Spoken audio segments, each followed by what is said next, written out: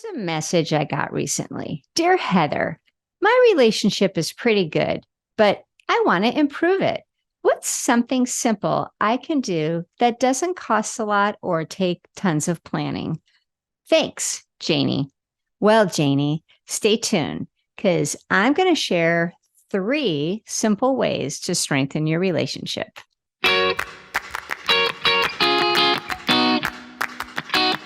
Are you ready to cut through the BS and get down to the truth about sex and love? Well, welcome to the Great Sex Podcast.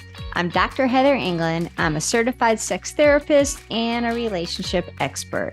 And join me for candid conversations that address what you truly want to know and answer your burning questions about love and sex. I want to empower you to ignite your love and sex life. Today, we're going to talk about easy ways to strengthen your relationship because if you're like me, you don't have tons of time to plan or oodles of extra money to spend on a grand gesture to make your relationship better.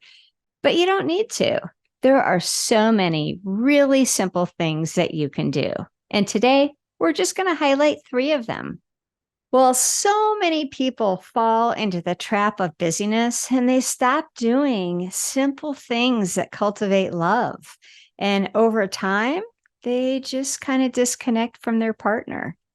Well, one of the easiest things that you can do is just write a simple note that says, I love you to your partner.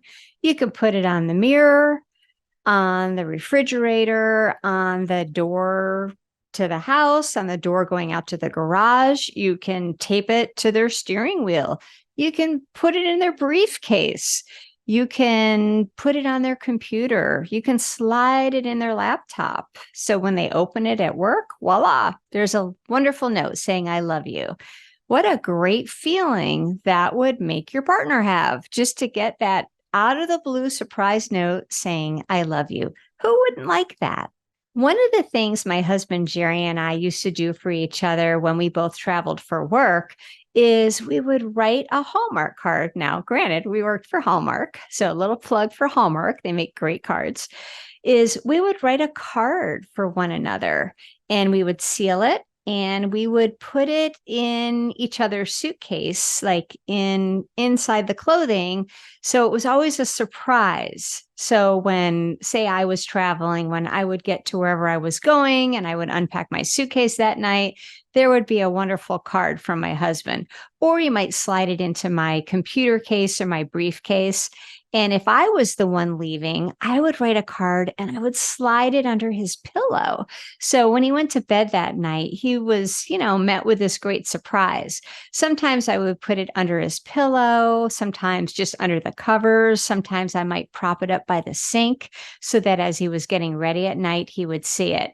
So it's just really kind of fun to give your partner a surprise. And it's just so easy to send them a note, whether it's a card or even a sticky note that says, I love you on it.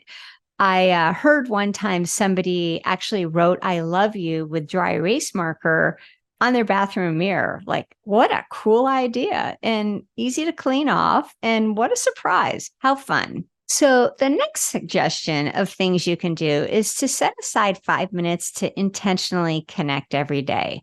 So I think we all could find 5 minutes. We're all so busy with so many things that it's so easy to get overwhelmed and really not sit down and take the time to really connect with our partners. And then when we do, a lot of times we talk about administrative things like the kids or work or household tasks.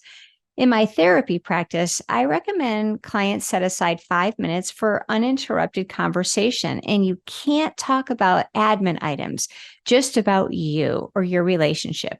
It could be over coffee in the morning. Could be right after you get home from work, or it could be right before you go to bed. You don't want to talk about anything controversial. And again, it's just 5 minutes. I would never recommend bringing up like a really deep conversation right before you go to bed. So just keep that in mind. But this is a wonderful way to just keep nurturing that special friendship you have with your partner. And really, 5 minutes is doable for anyone. If I told you, oh, yeah, you got to set aside 45 minutes every day, there's no way you would do it because it's really hard with how busy we are, both ourselves, with our kids. There's just too much going on. And that would be impossible to do for many people. But you can probably carve out 5 minutes. I know a lot of couples will walk the dog together, and that's a great way for them to connect.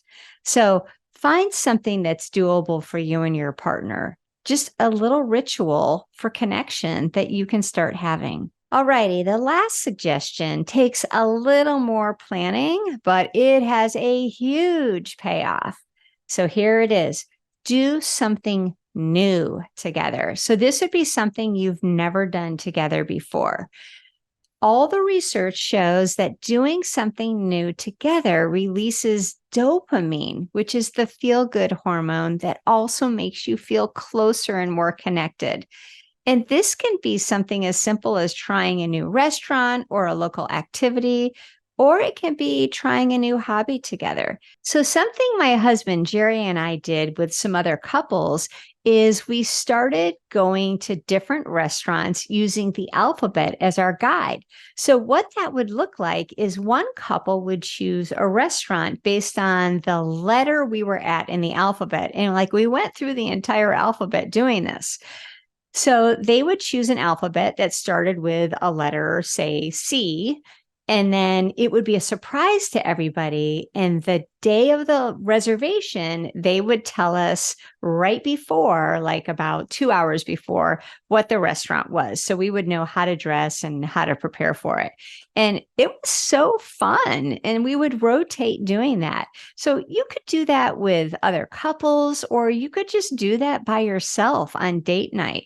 And really, it was so fun. And we tried so many restaurants we wouldn't otherwise have tried. There are probably so many fun things you can do in your local area, and many of them are probably free. I know a couple that made a list of local things that they really wanted to do. Like they were things like the farmer's market, going to happy hours, rooftop bars, taco joints, live music, sporting events, local theater, checking out the local bike trails and walking trails and parks, tree lighting ceremonies, First Fridays, just so many different things. Many of these things often are tourist destinations, but this couple chose all of these things and each of them wrote down, I think they used really big popsicle sticks, but you could do a piece of paper. They each wrote down many of the things that they really wanted to do, and they put them all in this big jar. And then when they were ready for a new experience, they just kind of randomly pulled one out and they went and did that. And I thought, how cool. It caused them to do so many fun things in their local area that they wouldn't have otherwise done. And one partner had ideas that their other partner didn't. So they ended up just doing things that they wouldn't have initially chosen, and they had a great time. This particular couple did this the very first year that they were married. But honestly, you could do this at any point in your relationship. And even if you don't want to go to all the trouble of doing something in a jar and pulling the ideas out, you could just sit down with your partner and you could make a master list of all the things you'd really like to do in the area. And then you could rotate planning the activity. So maybe 1 month, one of you plans it, the next time the other plans it. And you could just trade off that way. What a wonderful way to experience the many great aspects of your community and to share those new experiences with one another. So there you go. Let me summarize what we talked about today so you can have a great takeaway of something you can easily implement to make your love life better. We talked about 3 ways to strengthen your relationship. Write I love you notes, spend 5 minutes each day connecting, or do something new together. So choose something, just one of those 3 things that you can do with your partner and start doing it. And then once you do that, then you can move on to doing a new thing. Thanks for listening to the Great Sex Podcast, where we share the real truth about love and sex and empower you to change your relationship. Please remember to subscribe to the podcast. And if you're feeling it, I would love a good rating. It will help me to keep the podcast going and get it out in front of more people. Thanks again for listening today. And remember, life is too short for bad sex.